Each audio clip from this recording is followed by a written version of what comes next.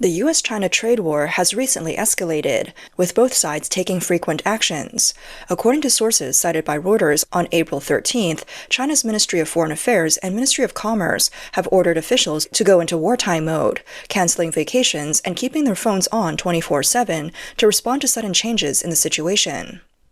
Many economists predict that the trade war will lead to a wave of bankruptcies and massive unemployment in China. Goldman Sachs analysis estimates that around 20 million people in China will be affected by the U.S. tariffs on Chinese goods, with some industries facing large-scale wage cuts and layoffs. Many videos from China show the consequences of the trade war, including mass unemployment among port workers. Chinese media reported that over 30 million people have been forced to return to their hometowns. You see, everything was fine yesterday, but today it's all gone. The boss ran away overnight, just downstairs from us. A blogger in Guangzhou looking for a job posted a video saying that in the Guangzhou garment village, 1 million people are unemployed, with freelancers struggling and bosses pushing down wages. 今天是4月14号。 Freelancers are everywhere and there are very few employers hiring. Every day, nearly tens of thousands of people are unemployed. There are a lot of people looking for work, but very few actually find a job. Today is our 5th day here working as freelancers, and honestly, we've only worked 1 day out of the first 4. We didn't even make enough to cover our travel expenses. The video from April in Qingdao shows the end of the worker rush, with many people unable to find jobs and choosing to return home. A young man in Zhejiang said, 今年对于打工人来说，不仅是江浙沪。 This year for workers, it's not only tough in Jiangsu, Zhejiang, and Shanghai, but even in Beijing, Shanghai, and Guangzhou, the situation is not optimistic. Every day, many people from Guangdong, Jiangsu, and Zhejiang are returning home with their luggage. If you haven't gone out yet, I advise you not to. Stay home and do some farming. You won't starve, and you won't spend much money. In Zhejiang, for one job, there are dozens, even hundreds of applicants. Many companies don't lack workers. 哈尔滨出现了返乡潮。 There's a return to hometown trend in Harbin. I just saw a news story saying over 13 million people across the country have returned to start businesses. I'm thinking, didn't the first quarter just end? Why is everyone returning already? Even some of my friends and family who were doing business in the cities are coming back. When I asked, I found out it's because they couldn't find work. Just admit you're unemployed and coming home. Why use such fancy words? 我想说，东莞的经济繁荣啊，本质上就是靠。 Dongguan's economic prosperity relies on foreign trade, from shoe factories in Hojie to fabric manufacturers in Humen, from woolen knitting in Dalang to hardware accessories in Chang'an. The ultimate goal is to seize international markets. Foreign trade supports everything. It's the foundation of Dongguan's economy. Once foreign trade weakens, all industries will decline with it. 你知道现在到底有多难吗？倒闭潮。 You know how hard it is right now? There's a wave of bankruptcies, unemployment, and salary cuts. And you can't see any of this in the media. What you always see are beautiful women showing off their wealth, presenting a false picture of prosperity. What you don't see is the reality. If you're in the system or a small executive in a company, aren't you stuck right now? Big companies are laying off workers and salaries in the system are being cut. This trend will only get worse. It's like the allegory of slowly boiling a frog. The water's not just warm now. It's nearly 99 degrees. It's about to burn. I'm not scaring you, and I'm not spreading anxiety. I'm just stating the facts. Factories aren't hiring, and the average person has a debt of 140,000 yuan. These are the facts. A small business owner from Chengdu says that 2025 will bring a harsh winter for China's economy. 不出意外，可能60%的老板。 Unless something unexpected happens, about 60% of business owners won't make it through this year. Don't think I'm just being dramatic. Look at the situation since the start of the year, especially in rural areas. How many people still haven't gone out to work? In the past, 5 people could share 10 bowls of rice and they were all full. Now it's like turning 10 bowls into just 2. And some people won't even get to eat. Look at the big shopping malls on the streets. How many are doing well? Future consumption will continue to decline. Most families won't spend money on anything except essentials. It hasn't even been long since the new year, and many bosses are already unable to hold on. Another blogger is even more aware of the situation. 这真是把我们老百姓当傻子呀！我跟你讲哈。 They really think we're fools. I'm telling you, if this continues, in just 2 years, many of us won't be able to survive. What infuriates me the most are those so-called research reports that say China's per capita income has increased this year, that pensions and medical benefits have gone up, that savings have grown. I just want to ask, who did you survey? You're lying without even pretending. Prices for everything are skyrocketing, but incomes? For years, they haven't increased by a single cent. This year, the price of corn is just over a yuan per kilo, which is even less than a bottle of mineral water. A whole year's worth of work on a piece of land might only bring in 1 or 2,000 yuan. It's not even enough for basic medical expenses. Isn't that ridiculous? For ordinary people, if you don't borrow money, you're having a good year. Where is the money for farmers going? Meanwhile, officials are collecting millions or even billions. Even if they're caught, they'll serve a few years and then get out. What's the use? The common people earn every penny, while they greedily take billions. They really don't think of themselves as outsiders. This man says, Who exactly is responsible for ruining society like this? The streets are empty, more and more shops are closing down, and there are more people selling than buying in the malls. People working long hours with no results. More and more are unable to find work. Everyone is fighting against each other in a vicious cycle of competition. In the end, no one is making money. Where is the problem? Ms. Huang, who works in foreign trade, says that China's retaliatory tariffs are incredibly damaging. Textile factories in China have been particularly hard hit. Chinese factories can keep prices low thanks to a 17% government rebate, constantly exporting. This has made it impossible for the global textile industry to compete with China. But even the 17% rebate can't offset the massive tariffs. No matter how low the profit, it's still not enough to overcome tariffs of 145%. As a result, many textile factories are closing, and even those that survive until May or June will likely shut down by then. Ms. Huang also says that China's unemployment rate is already very high, and it's expected to rise even further, possibly reaching 30 or 40%. The high tariffs have made things even worse. Those working in foreign trade who can't adapt to domestic sales will face fierce competition in the domestic market, which has become unbearably competitive. By July and August, over 10 million university graduates will enter the job market. The unemployment rate will soar. CCP General Secretary Xi Jinping is truly accelerating everything to a crisis point. According to official data, in 2024, about 11.8 million university and vocational school graduates will enter the job market. Some reports suggest that only about a third of graduates will find stable employment, meaning millions of young people may struggle to find jobs. As more graduates enter the job market in 2025, the career turmoil caused by tariffs will further intensify job competition, and even the middle class may fall into poverty overnight. The millions of unemployed people will create social instability, which will challenge the Chinese Communist Party's ability to maintain control. Ms. Huang also says that people in her industry will have something to say. They're hoping that the CCP will soon fall. They truly support Trump and believe his actions are extremely wise, especially his stance against the CCP. Although the tariffs are painful for foreign trade workers, they believe it's necessary to solve the problem. In the end, the CCP will inevitably collapse. Many people will talk about a possible trade decoupling between the US and China.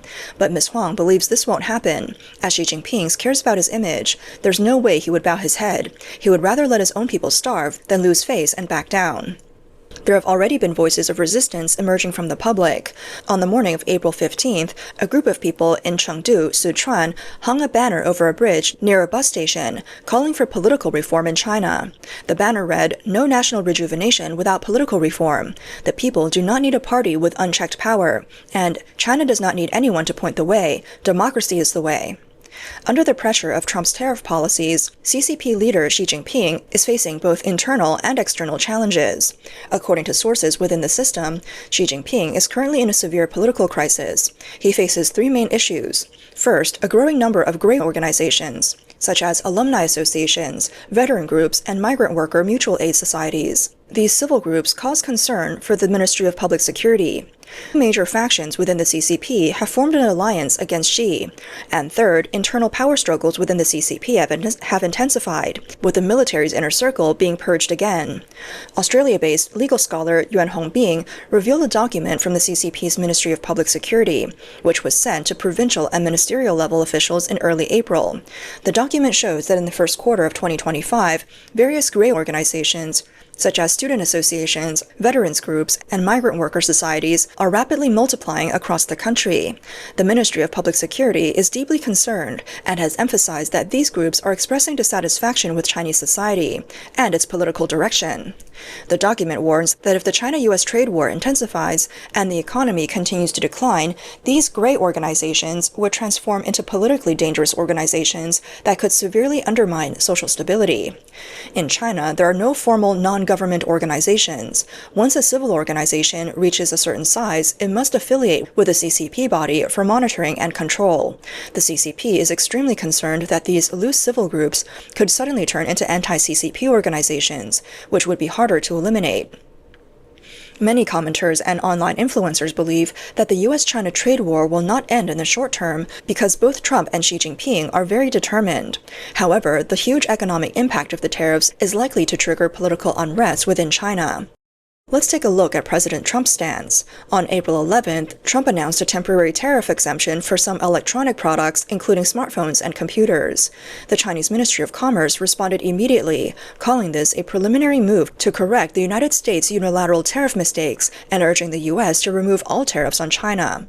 However, on April 13th, Trump clarified that the exemption for electronic products only applied to certain categories, and goods exported from China to the U.S. will still be subject to a 10% tariff due to the fentanyl issue, bringing the total tariff rate to 20%. Products imported from countries like Japan, South Korea, and Taiwan would not face this limitation. Trump further stated that the U.S. would launch a national security tariff investigation into electronic products, which could result in new tariff measures. Somebody had to do it. I am the chosen one. Somebody had to do it. So I'm taking on China. And you know what? We're winning. Additionally, U.S. Trade Representative Jamieson Greer said that there are no plans for the U.S. to hold talks with China at the moment. On the Chinese side, Xi Jinping's strategy is to portray the U.S. as an enemy, allowing him to blame China's economic struggles on America. He calls on the people of China to stand up with him against what he frames as U.S. hegemonic repression of China. Therefore, when crafting policies, it will likely continue taking a hard stance against the U.S., potentially even taking proactive measures. Of course, unlike during the Cultural Revolution, many Chinese citizens today are more skeptical of the official narrative, especially in the face of increasing economic pressure and struggles. Prominent commentator Zhang Tianliang suggests that Xi Jinping may use nationalism to cover up internal issues and use anti-corruption campaigns to find scapegoats. However, the Chinese people are no longer as easily fooled as they once were. Xi Jinping might manage officials, but he can't control the entire country. In addition to the social concerns mentioned, Xi Jinping is also facing challenges within the CCP from two major factions. These factions, originally ideologically opposed, have found rare common ground opposing Xi Jinping's political approach. Yuan Hongbin says the Princeling faction, led by Deng Pufang and Chen Yuan, are in favor to a return to Deng Xiaoping's reform and opening up policies. They argue that Xi has deviated from strategy of keeping a low profile in foreign policy, which has led to dual crises both in the economy and diplomacy. They've been severely critical of Xi Jinping's policy direction and are pushing to amend the current political course. The other faction is the extreme left-wing Maoist faction. This faction continues to operate through the Red Song Society and the Thought Research Society, advocating a return to the Cultural Revolution-style policies. They criticize Xi Jinping for surrendering to imperialism, which has led to the current predicament. Despite the fact that these two factions are ideologically opposed, they have formed a strategic alliance due to their mutual opposition to Xi's policies. Sources indicate that these factions are preparing major political documents, expected to be made public by 2026. Their goal is to prevent Xi Jinping from continuing his leadership at the 21st Party Congress and try to seize control of the political direction. The most stunning development has occurred within the military. The third-ranking member of the CCP military, vice chairman of the Central Military Commission, He Weidong, has not been seen publicly since the closing of the National People's Congress on March 11th. On April 10th, the Financial Times reported that He had been removed from his position and is under investigation. He was part of the Iron Triangle in the military, along with Miao Hua and Xi Jinping's close associate Zhong Xiaojun. Now, both He and Miao are either under investigation or being marginalized, showing that Xi's foundation in the military is being severely weakened. Miao Hua, who is Xi's key personal strategist in the military, was investigated last November, but official details on his case have not been released. According to sources within the system, Miao Hua became mentally unstable during his first day of detention and confessed frantically throughout the night, revealing over 80 military. Later, with the help of 3 assistants, Miao provided information on up to 1,300 military personnel, including nearly 100 generals. These officers are mostly promoted by Xi or his trusted associates. Yuan Hongbing said that after hearing Miao Hua's confessions, Xi Jinping aged overnight, showing just how much Xi's military influence had been purged far more extensively than expected. Zhang Qianliang warns that attention should be paid to the upcoming CCP 20th Central Committee 4th plenary session. If, after the session, Xi Jinping can still hold on to positions of General Secretary, President, and Chairman of the Central Military Commission, it would indicate that he is seeking re-election and rejecting the selection of a successor. However, if Xi Jinping's military power has been taken away, the first position Xi is likely to lose is that of the chairman of the Central Military Commission. The recent fall of another key member of Xi's army has also drawn attention.